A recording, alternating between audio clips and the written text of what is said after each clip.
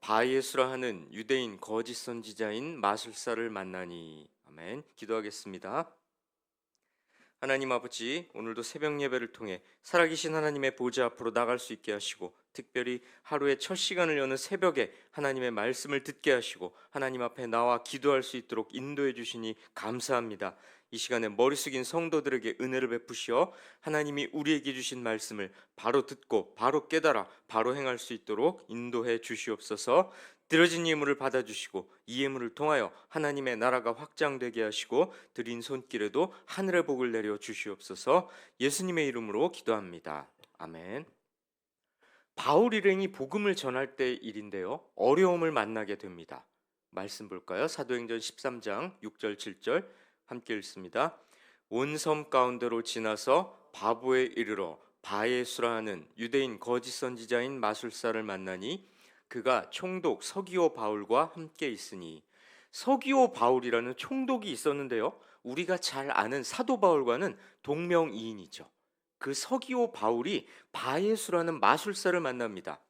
지금이야 마술사가 그저 눈속임으로 사람들을 즐겁게 해주는 일종의 배우라고 할 수 있지만, 이 당시 마술사는 주술로 사람을 미혹시키는 일을 했습니다. 게다가 바예수는 거짓 선지자였습니다. 자칭 하늘의 계시를 받았다고 하면서 사람들을 현혹시키는 악한 자였죠. 서기오 바울은 영적인 부분에 관심이 있는 사람이었는데요, 주변에는 이런 바예수 같은 사람뿐이었죠.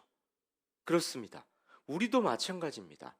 구원, 죽음 이후의 세계, 이런 것에 관심이 있는 건 아주 정상적인 건데요, 그런 사람 주변에는 꼭 이상한 사람이 있기 마련인 것 같습니다. 그러니 먼저 믿은 우리가 그런 사람들을 잘 이끌어야겠죠. 자, 그런데요, 이 총독은 지혜로운 사람이었습니다. 어째서 그럴까요? 말씀 함께 봅니다. 함께 읽습니다. 서기오 바울은 지혜 있는 사람이라 바나바와 사울을 불러 하나님의 말씀을 듣고자 하더라. 이 마술사 엘루마는 이 이름을 번역하면 마술사라. 그들을 대적하여 총독으로 믿지 못하게 힘쓰니. 총독은 바울 일행을 불러서 하나님의 말씀을 들으려고 합니다. 아마 어디선가 예수님에 대한 이야기를 얼핏 들은 적이 있나 봅니다. 그러니 호기심을 갖고 더 자세히 들어보려고 바울 일행을 부른 거죠. 여러분, 이게 얼마나 지혜로운 태도입니까? 자기가 잘 모르겠는 말을 누가 하면 그게 무슨 뜻인지 잘 들어보려고 해야죠. 하나님의 말씀은 더욱 그렇지 않습니까? 어떻게든 들으려 하고 깨달으려고 하는 자가 지혜로운 자죠. 하물며 그것이 구원 받냐 못 받냐, 천국이냐 지옥이냐를 결정할 수 있는 거라면 더욱 그래야 하지 않겠습니까? 자, 그런데요, 총독이 복음을 듣는 일에 방해꾼이 끼어듭니다. 마술사가 끼어든 거죠. 이 마술사는 바울 일행을 대적합니다. 총독하고 만나지 못하게 회방한 것 같고요, 바울에 대한 험담을 총독한테 늘어났을 수도 있겠죠. 어떻게든 총독이 복음을 받아들이지 못하게, 하나님을 믿지 못하게 애를 쓴 것 같습니다. 왜 그랬을까요? 왜 마술사는 바울 일행을 방해하고 총독이 복음을 믿지 못하게 수를 쓴 걸까요? 왜 그랬을까요? 마술사와 총독은 평소 가까운 관계였습니다. 마술사가 총독과 함께 있었다고 7절에 기록되어 있거든요. 총독이 복음을 받아들이면 무슨 일이 벌어집니까? 자기와의 관계를 끊거나 최소한 멀리하겠죠. 그럼 그동안 자신이 총독 옆에서 누려왔던 것들을 누리지 못하게 됩니다. 유명세에도 좋지 않은 영향을 미치겠죠. 그동안은 저 마술사가 총독하고 막역한 사이래, 이러면서 자기를 찾는 사람들이 있었을 겁니다. 그 기득권을 놓치기 싫었던 거죠. 성도 여러분, 지금도 마찬가지입니다. 우리가 누군가에게 복음을 전하려고 하면 사탄도 가만히 있진 않습니다. 어떻게든 회방을 놓으려고 하죠. 그런데 회방 놓는 이유는 죄다 자신의 이익을 놓치기 싫어서입니다. 과연 그렇지 않습니까? 복음이란 뭡니까?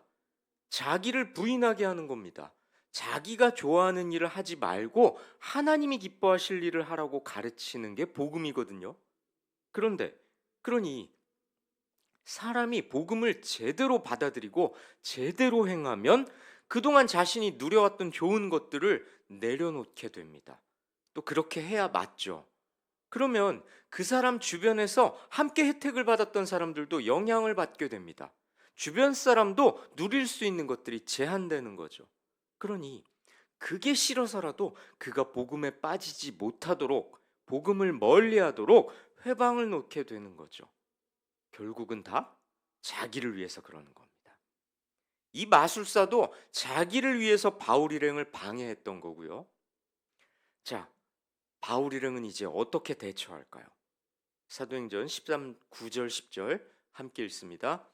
바울이라고 하는 사울이 성령이 충만하여 그를 주목하고 이르되 모든 거짓과 악행이 가득한 자요 마귀의 자식이요 모든 의의 원수요 주의 바른 길을 굽게 하기를 그치지 아니하겠느냐. 바울이라고 하는 사울, 우리가 보통 사도 바울이라고 말하는 그 사람을 가리키는 건데요. 자, 바울은 성령이 충만한 사람이었습니다. 그러니 마술사의 악한 행동이 한눈에 보였던 거죠. 그가 왜 그렇게 사악하게 하는지, 무슨 꿍꿍이로 그러는지 성령 충만한 바울은 분별할 수 있었던 겁니다. 그래서 마술사에게 이렇게 선언하죠. 모든 거짓과 악행이 가득한 자요, 마귀의 자식이요, 모든 의의 원수여, 주의 바른 길을 굽게 하기를 그치지 아니하겠느냐?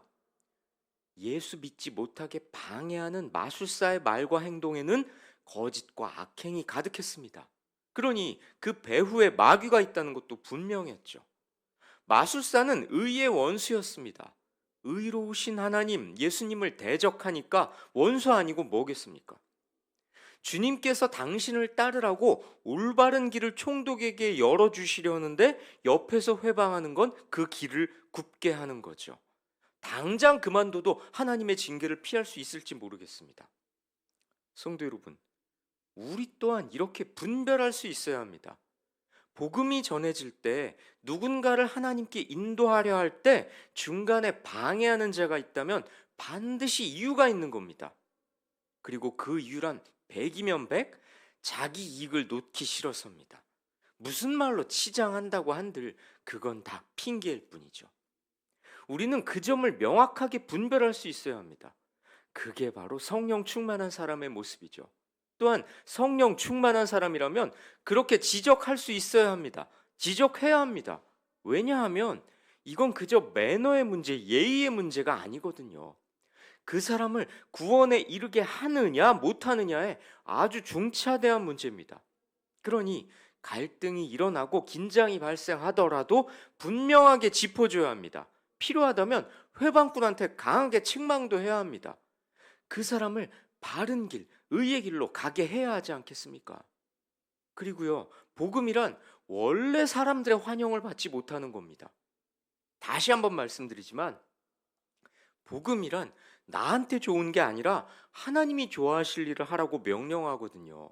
그러니 인간의 본성하고는 원래부터 반대되는 겁니다. 그러니 사람들이 배척하는 게 복음이죠. 그러니까 복음 전할 때 핍박과 방해가 있다는 걸 당연하게 생각해야 하는 겁니다.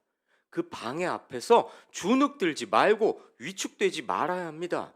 진리의 편에 서 있는 자답게 당당하게 하나님께서 내 편이시다, 이 점을 마음에 두고 방해꾼들한테 선포해야 하는 겁니다. 멈추라고요. 그러면 안 된다고요. 그게 자랑스러운 성도의 모습 아니겠습니까?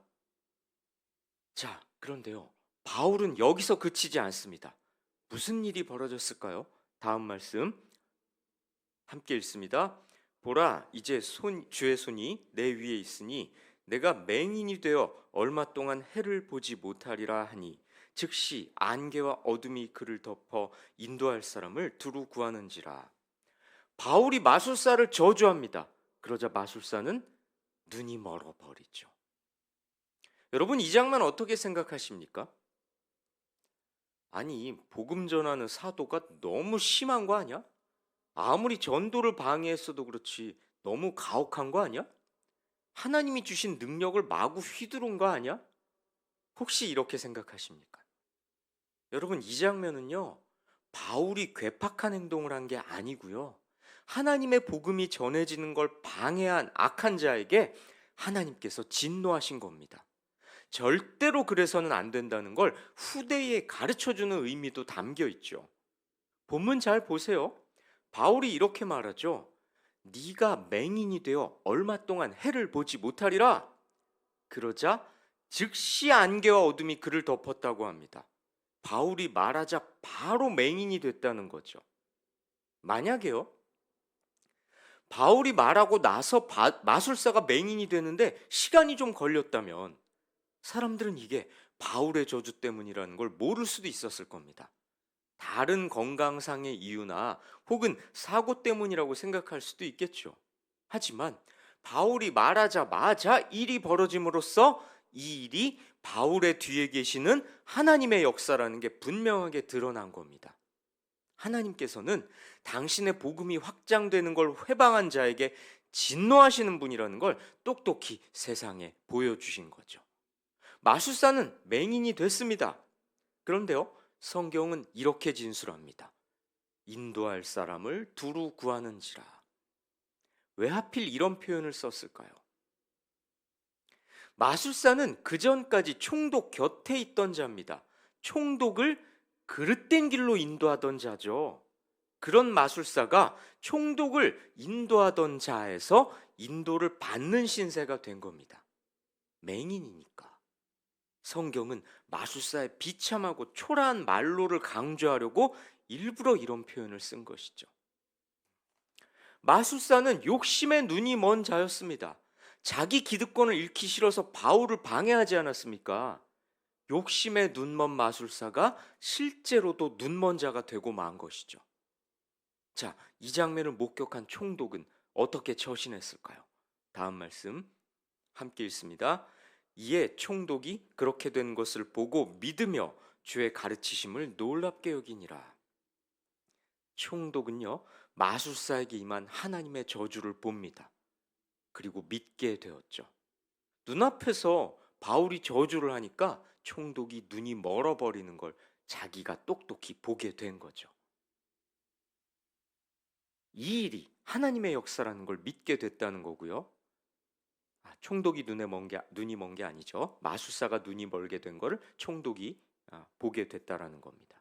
이 일이 하나님의 역사라는 걸 믿게 됐다는 거고요. 이 일의 배후에 계시는 하나님과 그분의 복음을 놀랍게 여기며 하나님의 아들 그리스도 예수를 받아들였다는 거죠.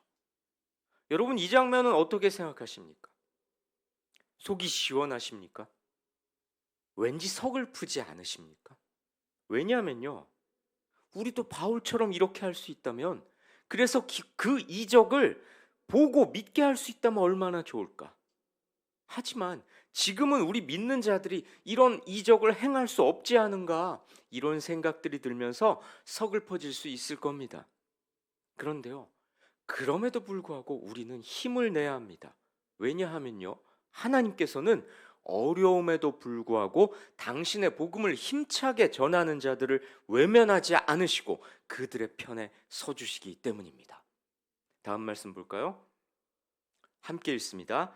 그 다음 안식일에는 온 시민이 거의 다 하나님의 말씀을 듣고자 하여 모이니 유대인들이 그 무리를 보고 시기가 가득하여 바울이 말한 것을 반박하고 비방하거늘.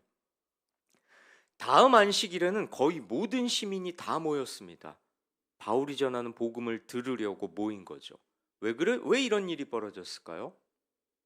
바울이 복음 전하는 마술사를 말로써 저주하니까 마술사가 눈이 멀어버렸다. 이 사실이 입에서 입소문으로 퍼졌을 거 아닙니까? 그러니까 사람들이 신기한 광경을 보려고 어떤 호기심을 가지고 나도 한번 그런 일을 보고 싶다. 뭐 이런 마음에 구름대 같이 몰려들었던 것 같습니다. 바울 일행은 그만큼 사람들의 주목을 받고 있게 된 거죠. 인기를 끌게 된 겁니다. 그런데요, 유대인들은 또 그 꼴을 못 봅니다.